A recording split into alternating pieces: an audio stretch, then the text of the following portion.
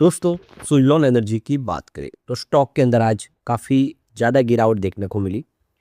इस गिरावट के पीछे वजह है बाजार में ज़बरदस्त गिरावट। जिस वजह से सेंसेक्स टूट रहा है, निफ्टी नीचे जा रही है, बाजार कैसे संभलेगा? इसके पीछे कुछ रीज़न है जिसकी वजह से बाजार बहुत तेज़ी से गिर रहा है। पिछले 2 दिन में अगर आप देखें तो 3000 पॉइंट की गिरावट हो चुकी है। लेकिन सुइलॉन से एक बड़ी अपडेट निकल के आ रही है। सुइलॉन के बोर्ड का जो नतीजा था वो आ चुका है, यानी जो रिज़ॉल्यूशन थे उस रिज़ॉल्यूशन को लेकर वोटिंग रिज़ल्ट हमारे सामने आ चुका है। तो क्या प्रस्ताव था और इसके फ़ेवर में कितने वोट पड़े हैं, उन सारी बातों को समझेंगे और आने वाले समय ये गिरावट का सिलसिला कितना और आगे बढ़ेगा या फिर यहाँ से एक संभावना पॉजिटिव बनेगी, उसको अच्छे से समझेंगे। लेकिन फ्रेंड्स, उससे पहले अगर आप पहली बार हमारे चैनल पे आए तो चैनल को सब्सक्राइब कर दीजिए, एक बेल आइकॉन दबा दीजिए ताकि जब भी नया वीडियो बने पहला नोटिफिकेशन आपको मिले। वीडियो पसंद आए तो लाइक से जरूर कीजिए। चलो फ्रेंड्स, वीडियो स्टार्ट करते हैं। मैं हूँ आपका दोस्त SB दवे और हमारे अपने चैनल ऑनलाइन कमाई में आपका बहुत बहुत स्वागत है। सबसे पहले BSE सेंसेक्स की बात कर लिए। आज 74,559 के स्तर पे क्लोजिंग देखने को मिली है बड़ी गिरावट के साथ। करीब 1456 पॉइंट गिर गया है आज सेंसेक्स, यानी लगभग 2% के आसपास की गिरावट बाजार में हुई है। इतनी ही गिरावट हमने कल भी देखी थी और देख सकते हो कि बाजार बहुत ज़्यादा कमज़ोर हो गया है। 79,000 का स्तर बनाया था इस बार तेज़ी के दौर में, अब उससे आप देख ही सकते हो कि 5000 पॉइंट की गिरावट हो चुकी है, जबकि इसका ऑल टाइम हाई बाजार का 86,000 है। और आप देख सकते हो कि वहाँ से जो गिरावट है वो काफ़ी ज़्यादा है, करीब 11 से 12,000 पॉइंट की देखने को मिल रही है।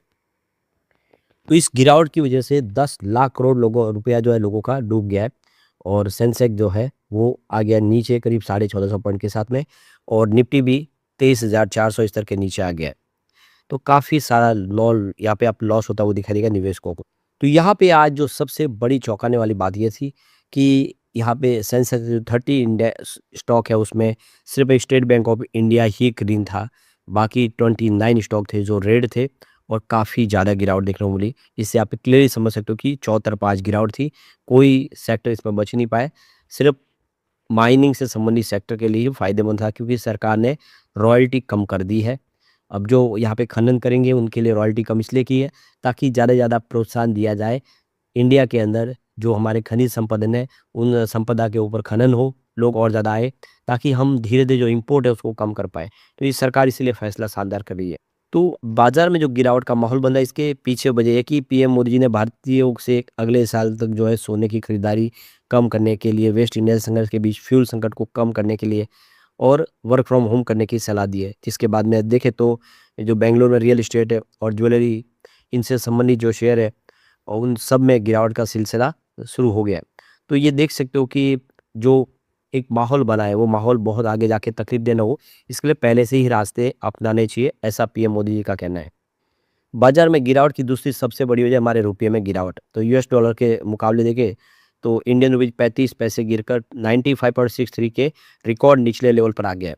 तो ये देखिए, inter bank foreign exchange market में रुपया डॉलर के मुकाबले 95.57 पर खुला और 35 पैसे गिरकर आप देखिए 95.63 पर आ गया, जो पिछले बंद भाव से 35 पैसे नीचे। यानी हमारा इंडियन रुपीज लगातार गिर रहा है क्योंकि एफआई पैसे निकाल रहे और हम इंपोर्ट कर रहे हैं, वो ज़्यादा पैसा उसमें जा रहा है, तो हमारा जो फॉरेन करेंसी जो रिजर्व है वो कम होते जा रहा है। चौथा रीजन देखो तो इंडिया वीएक्स में बढ़ोतरी हुई है, तो देख सकते हो कि 2% बढ़कर ये 18.87 पर पहुंच गया है। वॉलेटिलिटी इंडेक्स में बढ़ोतरी निवेशकों के बीच जो बढ़ती अनिश्चितता को दिखाती है और शॉर्ट टर्म में मार्केट में उतार चढ़ाव को दिखाती है। यहाँ पे जो अगला रीजन है, चौथा रीजन बोले तो देखिए एफआई की लगातार बिकवाली। विदेशी संस्थागत निवेशकों ने सोमवार को भी बाजार में 8437.56 करोड़ की भारी बिकवाली कर दी है। बहुत सारी शेयरों की बिकवाली की है, तो विदेशी फंड लगातार बाजार में बिकवाली कर, जिससे हमारा इक्विटी मार्केट जो है हमारा कमजोर पड़ गया है और दबाव देखने को मिल रहा है क्योंकि एफआई लगातार पैसे निकाल रहे बाजार से। पांचवा रीजन देखें तो मंगलवार को निफ्टी डेरिवेटिव कॉन्ट्रैक्ट की वीकली एक्सपायरी होने से वॉलेटिलिटी बढ़ी है। एक्सपायरी के दिनों में ट्रेडर्स फ्यूचर ऑप्शन सेगमेंट में पोजीशन को स्क्वायर या फिर रोल ओवर करते हैं, जिससे तेज उतार चढ़ाव देखने को मिलता है। और अगला जो अंतिम रिजल्ट अगर हम देखें इसका रीज़न, तो इसे मार्केट में इसमें देखिए साउथ कोरिया का कॉस्पी, चीन का संघई ऐसे कंपोजिट इंडेक्स सब नीचे थे। वॉल स्ट्रीट फ्यूचर में भी यूएस मार्केट में कमज़ोर ओपनिंग शुरुआत हुई।